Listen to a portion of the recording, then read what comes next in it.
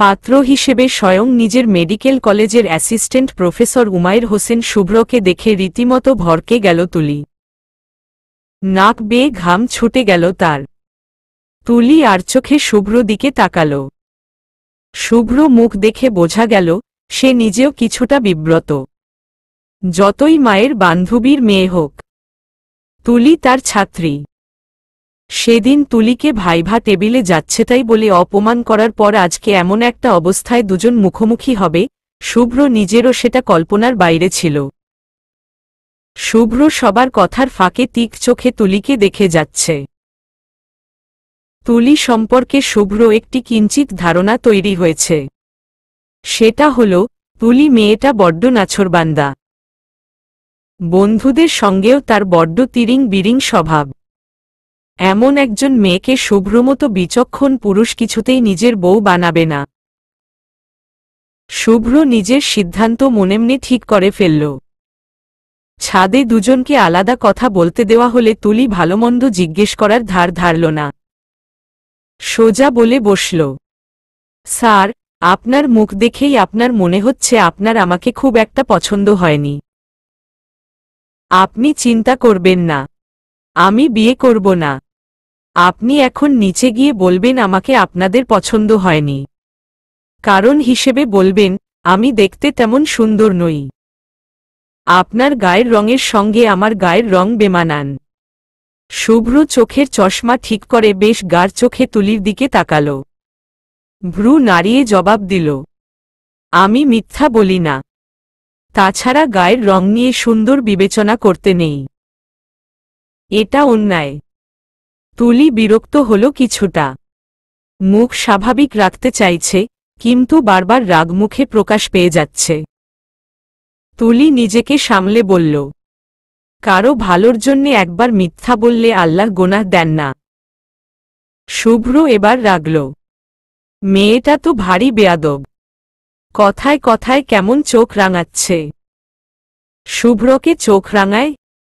এই মেয়ের সাহস দেখে অবাক শুভ্র। নিজে বিয়ে করতে চাইছে না, আর দোষ চাপাতে চাইছে শুভ্র উপর। শুভ্র রেগে বলল, তুমি ভীষণ বেয়াদব একজন মেয়ে। নিজেকে শোধরাতে পারলে তবেই বিয়েতে বসবেন। আমি কারণ হিসেবে কি বলবো আমার ভাবা হয়ে গেছে। কথাটা বলে শুভ্র চলে আসতে নিচ্ছিল। তুলি আগ বাড়িয়ে কিছু বলতে যাবে, তার আগেই নিজেই নিজের শাড়ির কুচিতে পা বেজে পড়ে যেতে নিচ্ছিল। তবে ধরে ফেলল শুভ্র। ভয় পেয়ে তুলি চোখ খিচে শুভ্র গলা জড়িয়ে ধরেছে। শুভ্র খানিক পর হুঁশে ফিরল। ধরেছে কোথায়? সোজা তুলির উন্মুক্ত কোমরে। শুভ্র হাতে ঠান্ডা কিছুর স্পর্শ পেতেই তাকাল। তুলির কোমরে নিজের হাত দেখে সঙ্গে সঙ্গে ছিটকে সরে দাঁড়াল। তুলি নিজেকে ঠিকঠাক করে সোজা হয়ে দাঁড়াল। ঘটনাটা দুজনের জন্যই অস্বস্তিকর অবশ্যই। শুভ্র চশমা ঠিক করে বলল, আম সরি, সম্পূর্ণ ব্যাপারটাই অনিচ্ছাকৃত। পরের বার। তুলি সঙ্গে সঙ্গে লজ্জায় অস্বস্তিতে দৌড়ে ছুটে গেল নিচে। শুভ্র থমকে গেল। তুলি এভাবে দৌড়ালো কেন? লজ্জা পেল? নাকি শুভ্রকে পুরুষরূপী পশু ভাবল? ভাবল কি শুভ্র সুযোগ নিয়েছে? ছি ছি, শুভ্র নিজের ছাত্রীর সঙ্গে এমন কিছু করার কল্পনাই করবে না কখনো। শুভ্র এতটাও খারাপ দিন আসেনি। শুভ্র তারপর চশমা শার্টের আস্তিন দিয়ে ভালো করে মুছে আবার চোখে পড়ে নিয়ে ধীরে সুস্থে নিচে নামল। নিচে নেমেই দেখা গেল তুলি বসে আছে সবার সামনে। শুভ্র মা তুলিকে নিজের আনা মিষ্টি খাইয়ে দিচ্ছেন। পাশেই তুলির মা শুভ্র মায়ের সঙ্গে রাজ্যের খাতিরদারির আলাপ জমিয়েছেন। শুভ্র গিয়ে মায়ের পাশে বসল। তারপর মায়ের এক হাত চেপে ধরল। শুভ্র মা ছেলের দিকে তাকালেন। তুলি শুভ্রকে দেখে আর্স্ট হয়ে বসে থাকল কিছুক্ষণ। পরেই কাজের বাহানা দিয়ে ছুটে পালালো সেখান থেকে। শুভ্র মায়ের কানের কাছে ফিসফিস করে বলল, আম্মু, আমার এই বিয়ে নিয়ে কথা আছে তোমার সঙ্গে। আমরা আপাতত বাসায় যাই। শুভ্র মা মুহূর্তেই ধরে ফেলেন ছেলের মনের খবর। মিষ্টির প্লেট টেবিলে রেখে ছেলের দিকে ঝুঁকে এসে ফিসফিস করে বললেন, খবরদার শুভ্র, বিয়ে ভাঙার চেষ্টা করলে তোকে আমি মেরে মেরে ভর্তা বানিয়ে দিব। আমার ছোটবেলার শখ, আমার প্রিয় বান্ধবীর মেয়ের সঙ্গে ছেলের বিয়ে দিয়ে আত্মীয়তা করব। আজ যখন সুযোগ এসেছে, আমি এটা কোনোভাবেই যেতে দিচ্ছি না। তুই বিয়ে করবি আর তুলিকেই করবি। যা এখন আমার সামনে থেকে। ড্রাইভারকে গাড়ি বের করতে বল। আমাদের কথাবার্তা শেষ। শুভ্র মায়ের ধমকিহু মকি শুনে একটা ঢোক গিলে। বরাবরই মায়ের মুখের কথা তার কাছে বেদবাক্যের ন্যায়। মায়ের মুখের উপর কেন যেন শুভ্র না করতে পারে না। এত বড় হয়ে গেছে, একটা স্বনামধন্য মেডিকেল কলেজে চাকরি করছে। কত ডাক্তার তার আগে পিছে ঘুরে। আর সেই শুভ্র তার মায়ের কথায় রীতিমতো উঠবস করে। মায়ের সামান্য অসুস্থতায় অস্থির হয়ে যায় শুভ্র, অথচ এই হাতে কত ক্রিটিক্যাল রোগী অবলীলায় সামলিয়েছে সে। মায়ের প্রতি তার এই দুর্বলতা সৃষ্টি হয়েছে শুভ্র বাবা মারা যাবার পর। বাবা মারা যাওয়ার পর শুভ্র মা একদম একা হয়ে যান, চুপচাপ থাকতে শুরু করেন। শুভ্র তখন ছোট এক 12 বছরের বাচ্চা। মাকে হাসতে দেখতে তার ইচ্ছে হতো। তাই তারপর থেকেই শুভ্র মায়ের আশেপাশে ঘুরঘুর করত। মায়ের সুবিধা অসুবিধার দিকে সেই ছোট্ট থেকে শুভ্র নজর। ছোট্ট শুভ্র তখন থেকেই বড্ড দায়িত্ববান, মায়ের প্রতি যত্নবান হয়ে ওঠে। শুভ্রকে বিদায় দেওয়ার জন্যে তুলিকে আলাদাভাবে বলা হল। শুভ্র গাড়িতে উঠবে। তুলি এসে দাঁড়ালো শুভ্র পাশে। শুভ্র তাকালে, তুলি বলল, সরি স্যার, উল্টাপাল্টা বলার জন্যে। ভাইভা টেবিলে প্লিজ এসব কিছু মনে রাখবেন না। শুভ্র চশমা সোজা করল। তারপরও আর চোখে বান্ধবীর সঙ্গে গল্প করা আম্মুর দিকে চেয়ে দীর্ঘশ্বাস ফেলে বলল, চাইলেও মনে রাখা যাবে না। আমাদের আজকে দেখা হওয়াটা মেডিকেল কলেজ অবধি যেন না আসে। ওটা আমার কাজের জায়গা, আর তোমার শেখার জায়গা। আমি চাই না আমাদের দুজনের লাইফে আজকের ঘটনাটা প্রভাব ফেলুক। ক্লাসে আমরা অচেনা হয়ে থাকব। I think you got it. Tuli মাথা নাড়ল বাধ্য মেয়ের ন্যায়। শুভ্র ডাকল, আম্মু দেরি হচ্ছে আমাদের, চলো। শুভ্র মা গলা জড়িয়ে কোলাকুলি করলেন বান্ধবীর সঙ্গে। একটু এগিয়ে এসে তুলিকেও জড়িয়ে ধরলেন। কপালে চুমু খেয়ে দরদ মাখা গলায় বললেন, দ্রুত আমার ঘরে মেয়ে হয় আয়। দুজন মিলে এই শুভ্রফুভ্রকে একদম সোজা করে ফেলব। একদম ডান্ডা মেরে ঠান্ডা। তুলি অপ্রস্তুত হয়ে আর চোখে শুভ্র দিকে তাকাল। তুলি মারবে ডান্ডা, তাও শুভ্র স্যারকে। এর আগে নিজেই না অজ্ঞান হয়ে যায়। শুভ্র খুব স্বাভাবিক হয়ে মায়ের দিকে তাকিয়ে আছে। বলল সে, আমার 14 গোষ্ঠী পরে উদ্ধার করো আম্মু। আমার দেরি হচ্ছে, কালকে আমার মেডিকেল আছে কিন্তু। তুমি আমার চাকরি খাবে আম্মু। শুভ্র মা হালকা হেসে তুলির দিকে তাকালেন। মুখ ভেঙ্গিয়ে বললেন, জ্বালিয়ে ছাড়খাড় করছে ছোট থেকেই। তুই এলেই এবার আমার রক্ষা। আজকে আসি তাহলে। তুলি হালকা হেসে তাদের বিদায় দিল। শুভ্র যাবার আগে তুলিকে ভালোভাবে একবার দেখে নিল। মেয়েটার প্রতি তেমন আকর্ষণ বোধ করছে না শুভ্র। কিভাবে এই মেয়ের সঙ্গে ভবিষ্যতে সে সংসার করবে কে জানে। আম্মু, তুমি আমার সঙ্গে কিন্তু জোরজবরদস্তি করছ। মেয়েটা আমার ছাত্রী, কিভাবে আমি তাকে বিয়ে করব? আমার রিপোর্টেশনের প্রশ্ন এখানে, আম্মু। শুভ্র মা আরাম করে পান সোফায় বসে পান বানালেন। তারপর একটা পান নিজে খেয়ে আরেক পান শুভ্র দিকে এগিয়ে দিয়ে বললেন, পান খাবি শুভ্র? এটা খাসিয়া পান, খুব তেজ। তোর মাথা ঠান্ডা হবে। শুভ্র একদম হতবম্ব। চোখ বড় বড় করে মায়ের দিকে তাকিয়ে বলল, অসম্ভব আম্মু। তুমি এই মুহূর্তে আমার জীবন মরণ প্রশ্নে আমাকে পান সাধতেছ? রিডিকিউলাস। শুভ্র মা আফরোজা বেগম হালকা শব্দে হাসেন। হাত দিয়ে সোফায় তার পাশের জায়গাটা দেখিয়ে বললেন ছেলেকে, রাগ করিস না, আয় আমার পাশে এসে বসো। কতদিন তোর মাথায় হাত বুলিয়ে দেই না। আয় আমার কোলে মাথাটা রাখো। শুভ্র মায়ের এক কথায় দরদর করে গলে গেল, তবুও মুখ ফুলিয়ে থাকল। আশেপাশে চেয়ে চুপচাপ মায়ের কোলে মাথা রেখে সোফায় দুপা তুলে একদম শুয়ে পড়ল। আফরোজা ছেলের চুলে হাত বুলান, কপালও টিপে দেন। তারপর চুল টেনে দিতে দিতে বলেন, আগে শুনতাম ডাক্তার হলে মাথায় চুল থাকে না, সব ঝরে পড়ে, শুধু পড়াশোনা থাকে সেখানে। কিন্তু তোর বেলায় ব্যাপারটা উল্টো হলো কেন শুভ্র? চুল তো সেই আগের মতোই।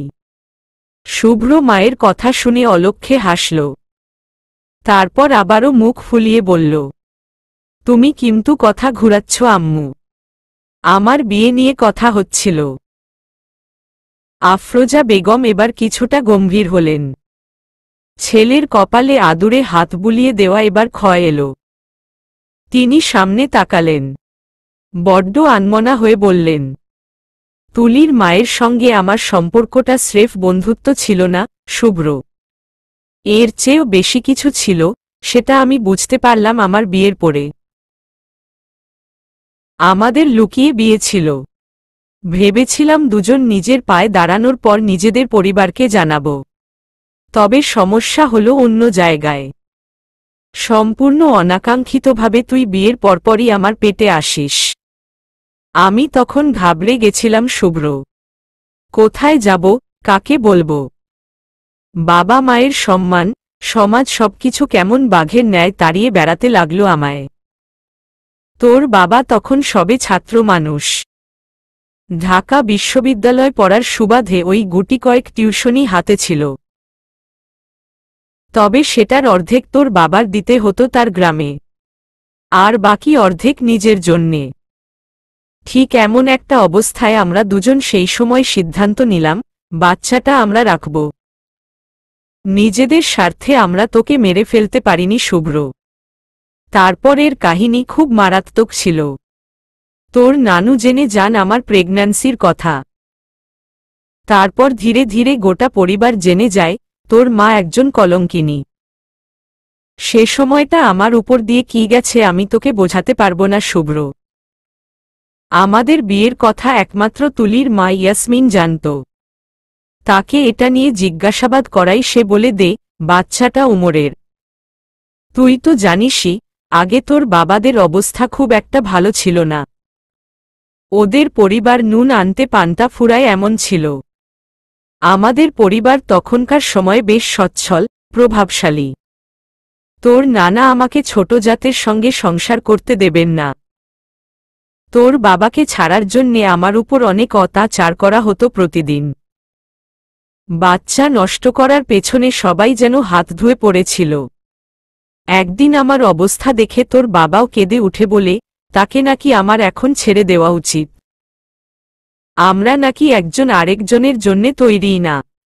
এ কথাটা আমার কি যে গায়ে লাগল শুভ্র। তাৎক্ষণিক আমি শুধুমাত্র আমার কাগজপত্র, সার্টিফিকেট নিয়ে পালিয়ে আসি তোর নানার বাসা থেকে। উঠি সোজা তোর বাবার মেসে। তোর বাবা মেসে একা থাকতেন, কিন্তু ছেলেদের মেসে আমাকে দেখে তিনি খুব অবাক হয়েছিলেন। সব শোনার পর সে দিশেহারা। তবুও মানুষটা আমার হাত ছাড়েনি। শক্ত করে ওই হাত চেপে ধরে মেস থেকে বেরিয়ে আসে। আমরা এক রুমের বাসা নেই। আর্থিক অবস্থার দিকে আমাদের অবস্থান ছিল খুবই শোচনীয়। কত বেলা প্রায় না খেয়ে থাকতাম।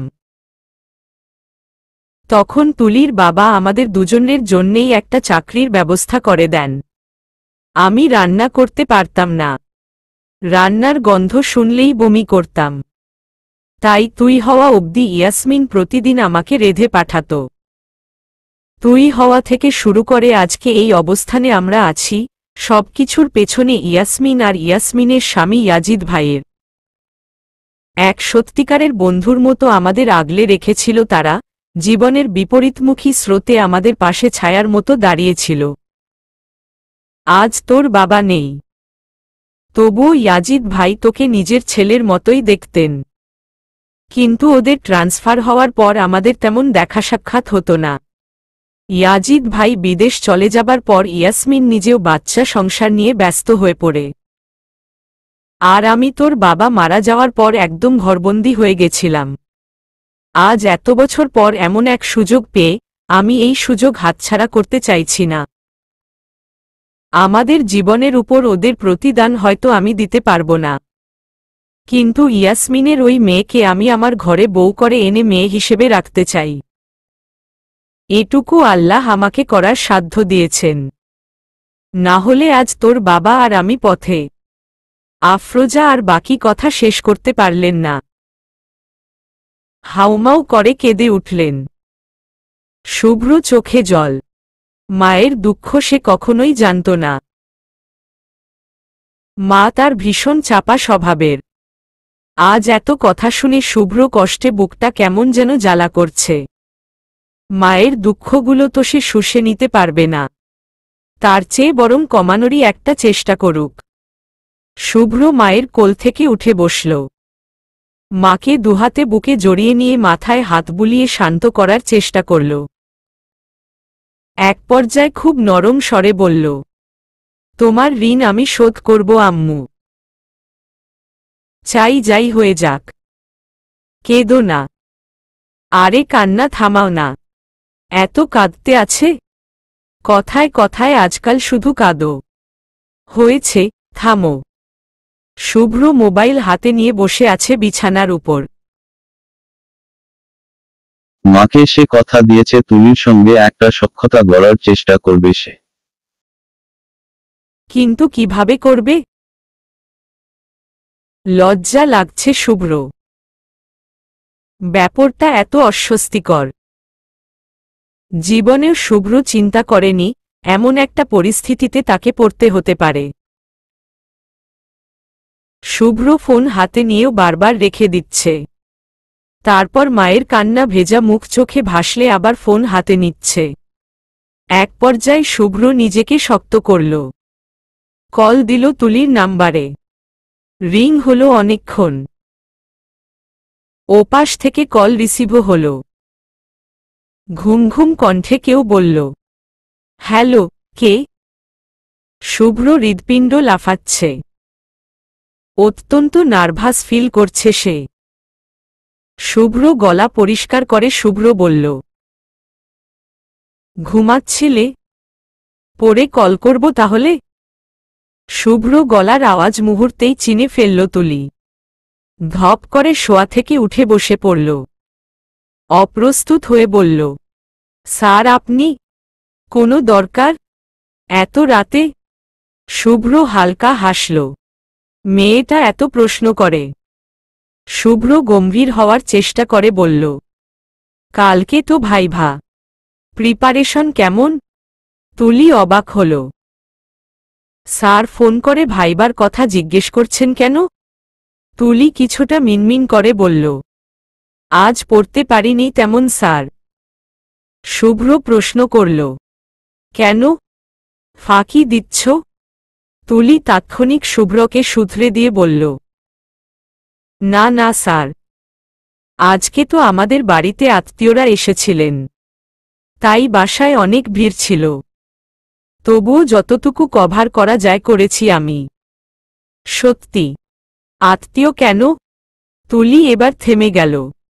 ইস, পরিস্থিতিতে এমন অদ্ভুত কেন? তুলির মাটি ফাঁক করে ঢুকে যেতে ইচ্ছে করছে ধরণী গহ্বরে। তার সঙ্গে শুভ্র স্যার। ভাবলেই গাটা যেমন শিরশির করছে। শুভ্র আবার জিজ্ঞেস করল, বললে না কেন? তুলি থামল। কিছুক্ষণ পর ইতি অতি চেয়ে ধরা গলায় বলল, ওই আমাদের বিয়ের কথা হয়েছে আজ বাসায়। তুলি থামল।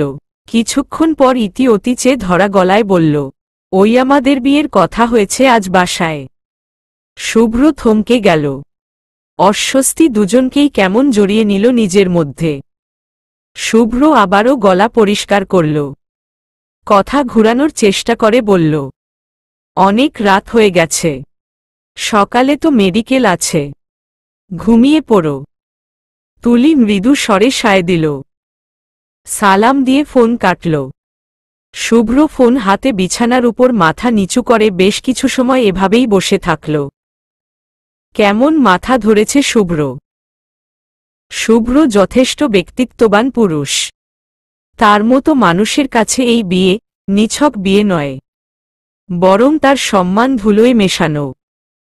একই মেডিকেল কলেজে চাকরি করে, ওই মেডিকেল কলেজের ছাত্রীকে বিয়ে করা কেউই ভালো চোখে দেখবে না। কানাঘুষা হবে, মানুষ পিছনে কথা শোনাবে। শুধু শুভ্র নিজেকে নিয়ে তেমন ভয় না হলেও তুলির জন্যে ভাবছে সে। হয়তো এতে তুলির জীবনও বিপদের মুখোমুখি হতে পারে। তুলি মেয়ে, তার জন্যে এসব বিশ্রী সমালোচনা ভালো কিছু বয়ে আনবে না। শুভ্র ভাবল। তারপর ফোনটা বিছানার উপর রেগে ছুঁড়ে ফেলে দিল। ধপ করে বিছানার উপর থেকে উঠে সোজা গিয়ে দাঁড়ালো দেয়ালে টাঙানো মৃত বাবার ছবির দিকে। কিছুক্ষণ বাবার ছবির দিকে চেয়ে তারপরই শুরু হলো তার অভিযোগের বাহার। শুভ্র বলল, আব্বু, এটা কেমন বিচার বলতো? আমি শুভ্র এমন বিয়ে করব ভাবিনি। তুমি কেন আম্মুকে এত অসহায় করে চলে গেলে? আম্মু এখন বাচ্চাদের মতো হয়ে গেছে, শুধু কাঁদে সারাক্ষণ। তুমি জানো, আম্মু কাঁদলে আমার দুনিয়া অন্ধকার হয়ে যায়। নিজেকে তখন পাগল পাগল লাগে। আম্মু যখন আমাকে তোমাদের ব্যাপারে বলল, আমি তখন কেন সেটা শুনতে গেলাম? আম্মুর কষ্ট শুনলেই আমার খারাপ লাগে। এই খারাপ লাগা থেকে তুলিকে বিয়ে করতে হবে আমায়। এটা হয় আব্বু বলো? তুলিকে? তুলি আমার ছাত্রী, তাকে আমি বিয়ে করব? আমি শুভ্র? অসম্ভব। অথচ এই অসম্ভবকে তোমার বউ সম্ভব করার জন্যে উঠে পড়ে লেগেছে। তারপর শুভ্র থামল। খানিক পর বলল, আমার অস্বস্তি হচ্ছে আব্বু। এভাবে হয় না। তুমি আমাদের ছেড়ে চলে গিয়ে একদম ভালো করনি। আম্মুকে আমি কিভাবে সামলাবো আব্বু? আমার আর ভালো লাগে না। শুভ্র বাবা ছবিতে হেসে শুভ্র দিকে তাকিয়ে আছেন। ছবি তো কথা বলে না, তাই শুভ্র বাবাও কথা বলেনি। ছবি কথা বললে হয়তো শুভ্র বাবা মৃদু হেসে বলতেন, পাগল বেটা, তুই তোর মায়ের কাছে আছিস বলেই তো আমি এত নিশ্চিন্তে আছি। ঠিক হয়ে যাবে সব। আমার বেটা strong. I know that. Shubhro class করাচ্ছে। লেকচার স্লাইড মাল্টিমিডিয়া প্রজেক্টরে বড় করে দেখানো হচ্ছে।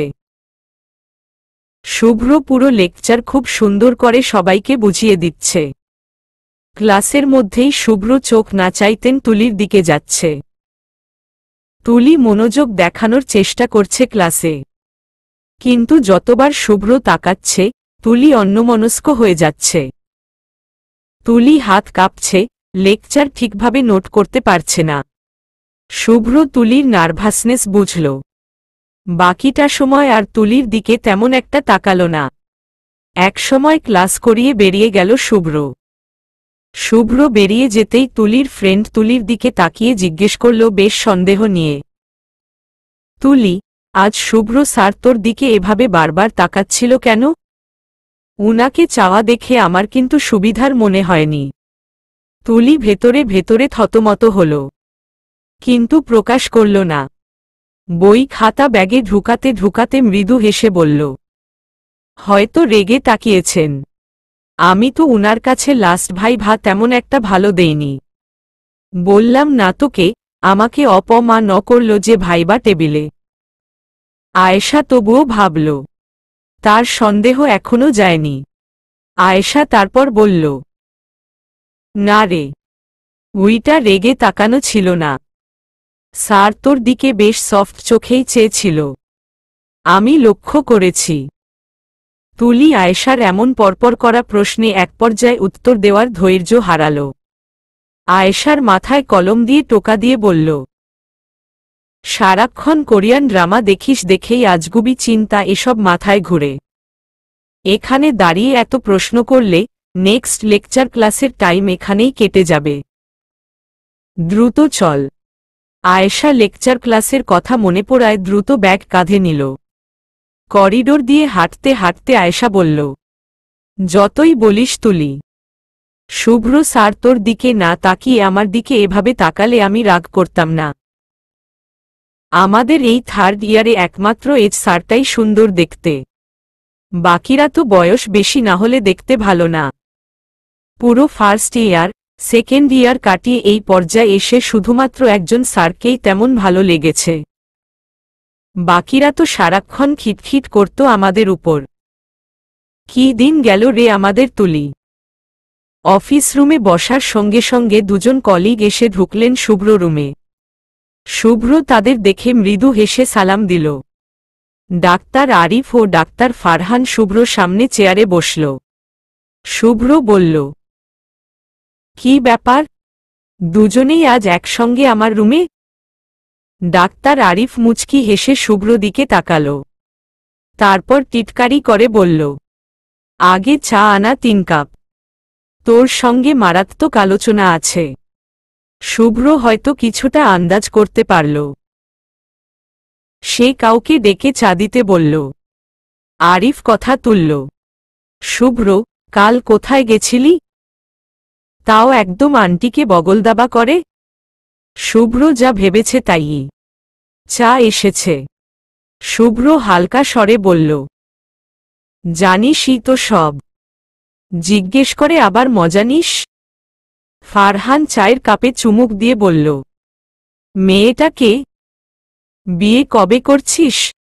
ঠিক হয়েছে তারিখ? শুভ্র এবার থামল। কথা ঘুরানোর চেষ্টা করে বলল, বিয়ে এখনো ঠিক নয়। হলে জানবি অবশ্যই। মেয়েটার ছবি আছে, দেখি তোর সাথে মানায় কি না। শুভ্র হালকা হাসল। বাঁকা চোখে তাকিয়ে জবাব দিল, বন্ধুর বউর ছবি চাস? মতলবটা কি তোর? ফারহান এবার শুভ্র কথায় ধরে ফেলল। একটু উঁচু হয়ে হৈ হৈ করে উঠে বলল, এই, তুই না বললি বিয়ে ঠিক না? বিয়ে ঠিক না তো তুই আরেক বেটার মেয়েকে বউ বলিস কেন? ভদ্র শুভ্র অভদ্র হয়ে গেল কবে থেকে? ভেরি ভেরি সন্দেহজনক। শুভ্র থতমত হয়ে গেল। পরপর সে পুরো ব্যাপারটা হেসে উড়িয়ে দিল। বলল, আর কতকাল ভদ্র থাকব? এত ভদ্র থাকলে আর বউটু জুটবে না কপালে। বন্ধুরা আরও কিছু সময় হাসাহাসি করে আবার যার যার কাজে লেগে গেল। তারা যেতেই শুভ্র যেন হাফ ছেড়ে বাঁচল। কাজ শেষ হলে শুভ্র দুপুর 2টায় অ্যাটেন্ডেন্স শিট সাইন করে বেরিয়ে যায়। লিফটে কল আসে আফরোজা বেগমের। শুভ্র লিফটে থাকায় কল ধরতে পারে না। লিফট থেকে নেমে কল ঘুরায়। রিং বাজার সময়টায় শুভ্র গাড়িতে উঠে গাড়ি ঘুরায়। আফরোজা বেগম কল ধরেন। শুভ্র সালাম করে, জিজ্ঞেস করে, কোনো দরকার আম্মু? আমি হসপিটাল থেকে বেরিয়েছি। আফরোজা বেগম বললেন, শোন না শুভ্র, আমি দোকানে যাব। শাড়ি কিনব ভাবছি। তোর শার্টগুলোও কেমন পুরনো হয়ে গেছে। তোর জন্যেও কিছু কিনে নিব। তুই ফ্রি আছিস? শুভ্র হালকা হাসল। সারাদিন ক্লাস, ওয়ার্ড আর রোগী দেখে মাথাটা ম্যাজম্যাজ করছে। ঘাড়টাও ব্যথায় টনটন করছে। কিন্তু মায়ের এক কথা তার কাছে শিরোধার্য। শুভ্র মৃদু হেসে বলল, ফ্রি আছি আমি। তুমি রেডি হও, আমি আসতেছি। আচ্ছা, দ্রুত আয়। শুভ্র অপেক্ষা করছে মায়ের ফোন কাটার। কিন্তু আফরোজা বেগম ফোন কাটছেন না। শুভ্র জিজ্ঞেস করল, আর কিছু লাগবে আম্মু? আফরোজা বেগম গড়িমসি করতে লাগলেন। তারপর বলেন, শোন না শুভ্র, তুই তো ইয়াসমিনের বাসার গলি পেরিয়েই আসবি বাসায়। ওই বলছিলাম কি, তুলিকে যদি নিয়ে আসতি একবার, মেয়েটাকে কিছু একটা কিনে দিতাম। সঙ্গে ইয়াসমিন আর জোবাইরের জন্যে কিনে দিলাম, ভালো হবে না? ওদের সঙ্গে দেখা হওয়ার পর তো তেমন কোনো উপহার বা কিছু দেওয়া হয়নি। তুই কি বলিস? তোর কাছে টাকা আছে তো শুভ্র, নাকি আরও পরে কিনে দিব ওদের? শুভ্র বুঝতে পারল তার মায়ের অভিলাষ। খুঁজে খুঁজে মায়ের ধান্দা থাকে কিভাবে তুলি আর শুভ্রকে কাছাকাছি আনা যায়। শুভ্র তুলিকে মানবে না এত সহজে, আফরোজা বেগম জানেন। তাই খুঁজে খুঁজে তুলিকে শুভ্র গলায় ঝুলিয়ে দেওয়ার গেইমে নেমেছেন আফরোজা।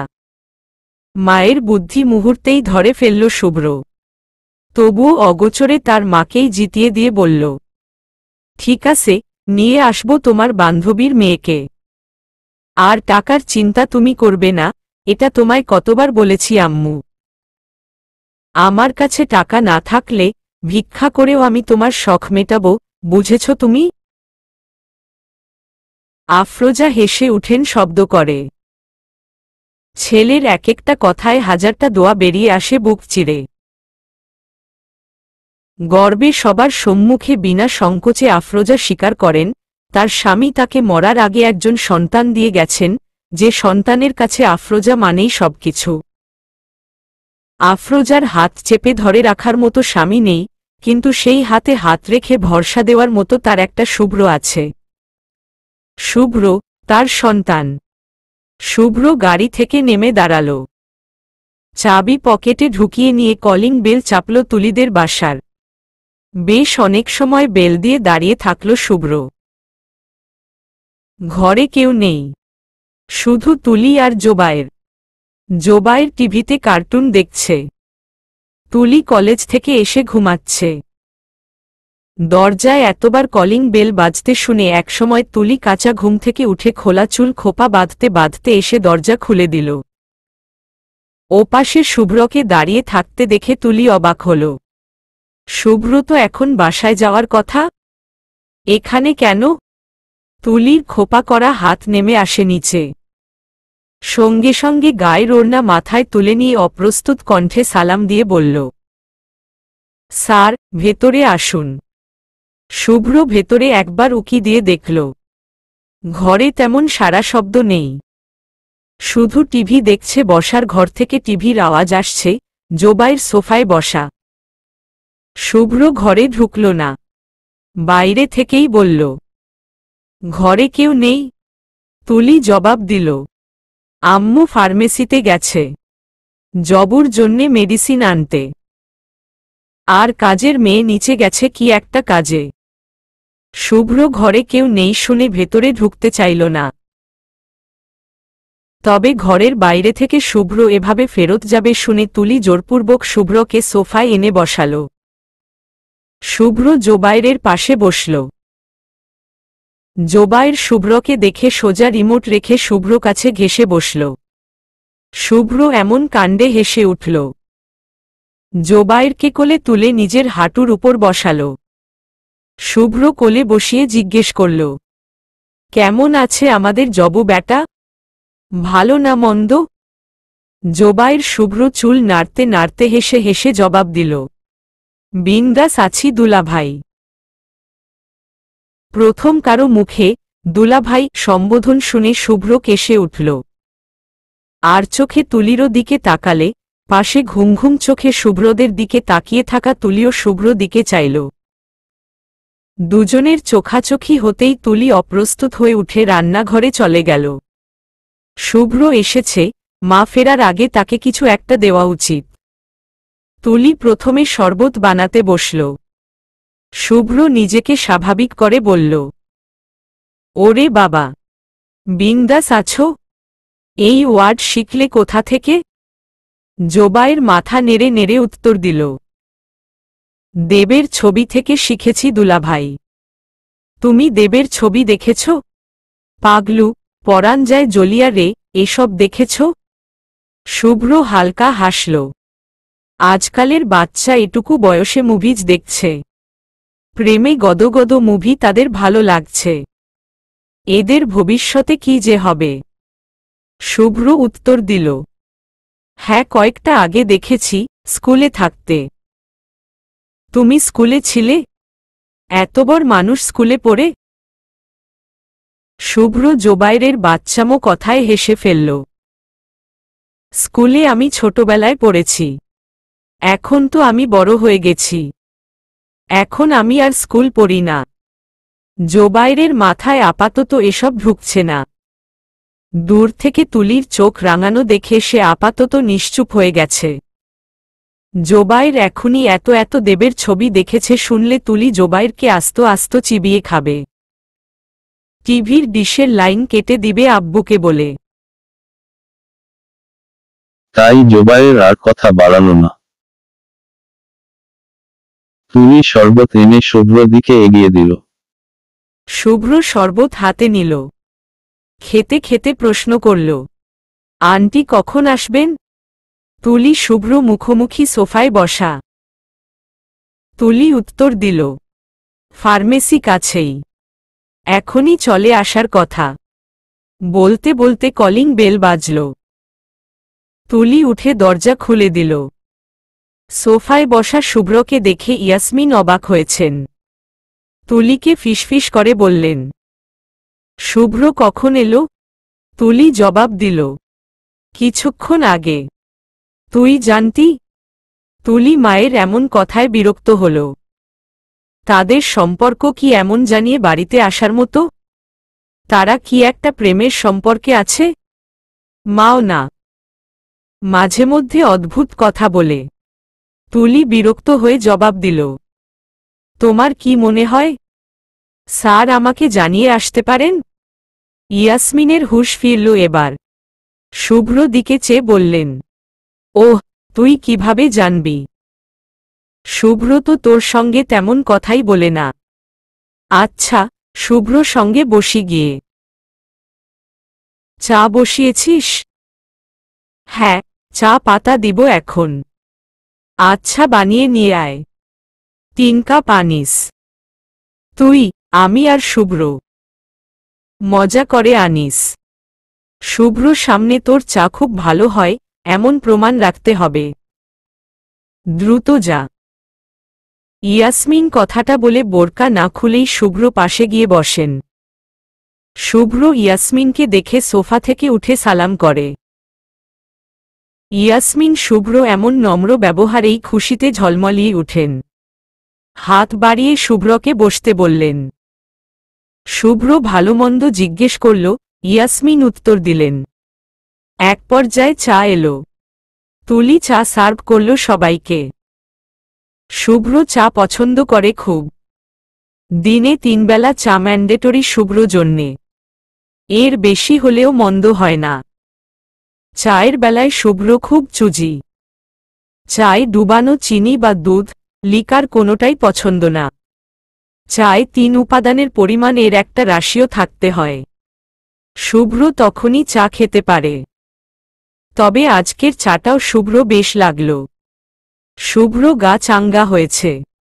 মেডিকেল থেকে আসার পর এই একটা চায়ের খুব দরকার ছিল। শুভ্র চা পছন্দ হয়েছে, সেটা তুলি বুঝতে পারল। তুলি চা খেতে খেতে শুভ্র দিকে বারবার তাকাচ্ছে। শুভ্র একবার তাকালো, সঙ্গে সঙ্গে তুলি চোখ ফিরিয়ে নিয়েছে। ইয়াসমিন শুভ্রকে এটা ওটা জিজ্ঞেস করছেন। শুভ্র বেশ সুন্দর উত্তর দিচ্ছে। শুভ্রকে একসময় ইয়াসমিন জিজ্ঞেস করলেন, শুভ্র, তুলি পড়া পারে তো ঠিকঠাক মেডিকেলে? না পারলে কিন্তু ধরে পেটাবে ওকে, ঠিক আছে? আমি তোমায় পারমিশন দিচ্ছি। ইয়াসমিনের কথায় শুভ্র মাথা নিচু করে হেসে উঠল। তুলি মায়ের দিকে বড্ড বিরক্তি নিয়ে তাকাল। মা কাকে কি বলছে? শুভ্র এমনিতেই তুলিকে যেমনে পারে বকে। সেখানে তাকে তুলিকে পেটানোর অনুমতি দেওয়া হচ্ছে। অসহ্য। তুলি মায়ের দিকে রাগ রাগ চোখে তাকাল। ইয়াসমিন মেয়ের তাকানো দেখে শব্দ করে হেসে ফেললেন। শুভ্র চা শেষ করে টেবিলের উপর রাখল। এবার কথা তুলল। আন্টি, আম্মু একটু শপিংয়ে যাবেন আজ। তুলিকে নিয়ে যেতে চাইছেন। যদি আপনার অনুমতি থাকে তাহলে আমি তুলিকে নিয়ে যাব। তুলি অবাক হয়ে শুভ্র দিকে তাকাল। শুভ্র স্যার এজন্যে এসেছেন তাহলে? ইয়াসমিন বললেন, আফরোজা যেতে বলেছে, আমি আর এতে কি বলবো? নিয়ে যাও। রাত হওয়ার আগেই দিয়ে যেও আবার। আফরোজা আর তুমি না হয় আজ রাতে আমাদের বাসায় খেয়ে নাও। শুভ্র হালকা স্বরে বলল, অন্যদিন এসে খেয়ে যাব আন্টি। আজ না, রাতের দিকে একটু কাজ আছে। আমি তুলিকে বাসায় পৌঁছে দিব, চিন্তা করবেন না। তুলিকে ইয়াসমিন রেডি হতে বললেন। তুলি রুমে গেল। ইয়াসমিন খানিক পর শুভ্রকে জোবাইরের পাশে বসিয়ে রুমে এলেন। তুলি তখন কাপড় বের করছে। ইয়াসমিন এসে গদগদ হয়ে বললেন, এই তুলি, শাড়ি পরিস না কেন? শুভ্র ভালো লাগবে। তুলি একটা ভালো দেখে সালোয়ার কামিজ বের করতে করতে বলল, তুমি পাগল হয়ে গেছো আম্মু? শুভ্র স্যারের সামনে আমি শাড়ি পরে হাঁটব? অসম্ভব। ইয়াসমিন শুনলেন না। জোরপূর্বক নিজের একটা শাড়ি এনে তুলিকে পরিয়ে দিলেন। তুলি প্রতিমার মতো আয়নার সামনে দাঁড়িয়ে আছে। নিজেই নিজেকে দেখে লজ্জা পাচ্ছে। এই অবস্থায় শুভ্র সামনে দাঁড়াবে কিভাবে? তুলি লজ্জায় হাপিত্তেশ করে উঠল। হৈ হৈ করে বলল, আম্মু আমার অদ্ভুত লাগছে। শাড়ি পরব না আমি। খুলে ফেলি প্লিজ। ইয়াসমিন এ কথা শুনে একটা ভয়ানক ধমক দিলেন তুলিকে। তুলি চুপ হয়ে গেল একদম। ইয়াসমিন তুলির পার্সে কিছু টাকা রেখে পার্স তুলিকে দিলেন। তারপর বসার ঘরে তুলিকে নিয়ে চললেন। শুভ্র বসে আছে সেখানে। শাড়ি পরে শুভ্র সামনে দাঁড়ালে তুলি লজ্জায় মরে যাবে। বুকত কাঁপছে তুলির। কাঁপুনিতে সোজা হয়ে হাঁটতে পারছে না। কেমন যেন ঘোর ঘোর লাগছে নিজের মধ্যে। চলবে।